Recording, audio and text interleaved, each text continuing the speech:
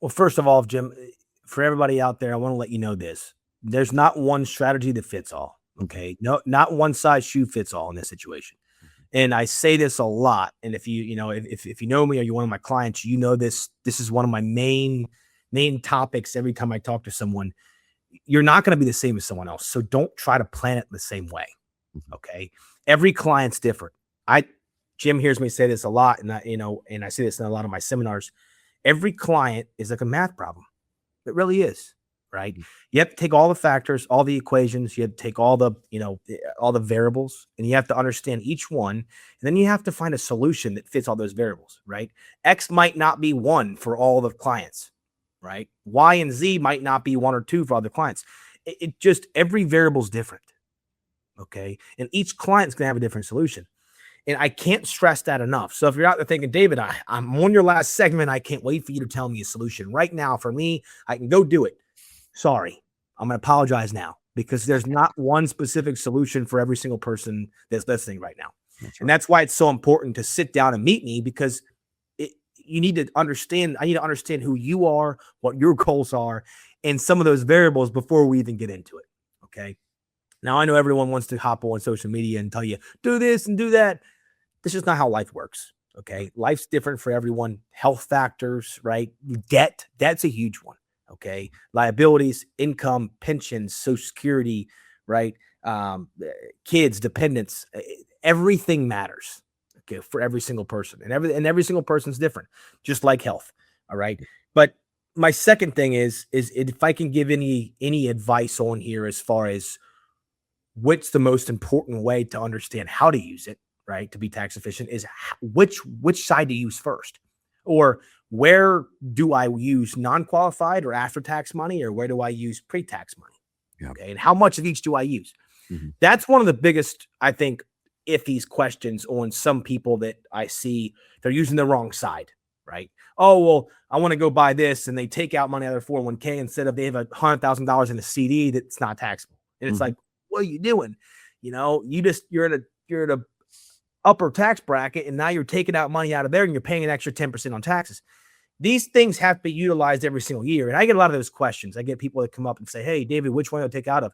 And I say, before I even tell them which one to do, I'm an education guy. I'll go to the board or I'll walk them through it and say, look, okay, well, would you rather pay this or you want to pay this? If you know which one, and they'll answer the questions for themselves. But the side of it is like you need to be educated on why you're doing it too. It's not just me telling you. I want you to know why these things matter and where the math comes in to show you and to be proof, right? To have facts and proof of why you need to do what you're doing in retirement, not just say it because I said so. And I think a lot of the times we hear that. We hear, oh, well, don't worry about all. How many times have I heard a client come in and say, well, my last financial advisor just said, I got to take care of, you don't trust me. You got to trust me. Just trust me. You don't have to worry about anything. It's like, that's not the point of a financial advisor. We're advising you, Mhm. right? And with advising comes education. All right. And if they're not giving you the education that you need, that's red flag number one, Mhm. right? That's probably a big portion of the United States right now. They're not getting the education on their own retirement that's meaning for them. And to be honest with you, a lot of that stuff is because of the people. They don't even know what the heck you're talking about. Okay, they were just trained by a corporation to do one thing, and now that you're taking money out or need to take money out, they don't know how to do that because they only know how to do one thing that the corporation taught them how to do. Right? They train them to do this. Right? Tunnel vision. Um, I think that a lot of the times we have to understand that it's depending on you and in the individual's case, not as a holistic approach. You're not going to look at clients with net income of blank and say, okay, well, they need to be in this. Mhm. And sadly, that's what these big firms are doing. You know, I just think it's so much different. Certain people want to use more money, certain people don't. Certain people have higher lifestyle expenses, certain people don't. My wife loves to spend more money than I do, Mhm. right? But our net income's the same, right? Because we're together. So, and other people that are my friends have totally different lifestyles, right? And make the same amount of money.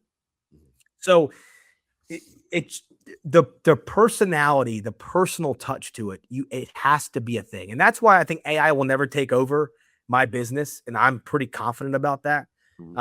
Because AI will never be able to do what I do for clients, right? They're going to put them in a bracket. They're going to put them in a kind of a category. And sadly, that's not what it's about. It's about helping someone according to what they want and advising them on their goals and advising them towards what their necessities are, not yours, not AI's, not the companies, right? Not the supervisor, not the kids, not the parents. It's their goals. It's their money. They've worked hard for it, right? I think that's one of the biggest problems, Jim. And if I know a lot of you guys are out there thinking, David, this is the problem. This is where I'm at. I need help. Give us a call. I can answer right away. It's 850-565-1705. Again, that's 850-565-1705. You mentioned early in the segment about debt. I want to ask you about debt. How does debt relate to taxes in retirement, and how do they go together when you're trying to help a client out? I think that, well, first of all, when someone has debt in retirement, they want to just pay it all off. I've seen it so many times. And they want to take their money out of qualified funds to do it. It's one of the biggest mistakes you'll ever do. Okay. The time value of money, according to your debt, is just different, especially if you're 20 years long or 10, 15 years long on your mortgage and you paid all the interest up front and you're on a 3 or 4% interest rate and you want to pay off your house when you can make it maybe 5 or 6%, right? On whatever you're doing. I mean, it just doesn't make any sense, right? When the market average is 10% long term and you want to, pay off that, but also you're going into the higher tax bracket, paying an extra 10% of taxes. It's like you're already losing. You're already losing money when you pay off your debt. Yeah. When people don't understand, if you can transition that into income that pays off that asset over time, right? It'll generate more money for you. And it'll bring that net loss down, right? I think debt is a big problem. But I also think that the retirees nowadays have less debt because they paid off a lot of stuff. And if you still do have debt, that's totally fine. Have income that comes in and pays it and pays that asset off, or liability, right? But I think that a lot of people really, don't take debt as a good thing sometimes. And sometimes it is a good thing when you're talking about an asset that appreciates, right? And you're living in that home and the interest rate's a certain way, but your money's working for itself in another way. There could be positives in that, but the numbers have to add up, right? And I've sat down with a client and went over their mortgage and what their interest payments were and whether, we could make more or we couldn't make more. Right. And I'm like, okay, well, if we can't make more than this and your interest payment's that high, you might want to pay that off with your non-qualified already taxed money. Right. Yeah. So there's different circumstances, man. And if you don't have debt, you're in a good spot. Get the income coming in. If you don't use it, transfer it over into more investments. But never stop yourself from taking more income. Never stop yourself from at least getting the cash flow coming in. I say this all the time. This is like one of my biggest mottos, wealth over riches. And with wealth becomes what? Right? Freedom. And to get freedom, you need income.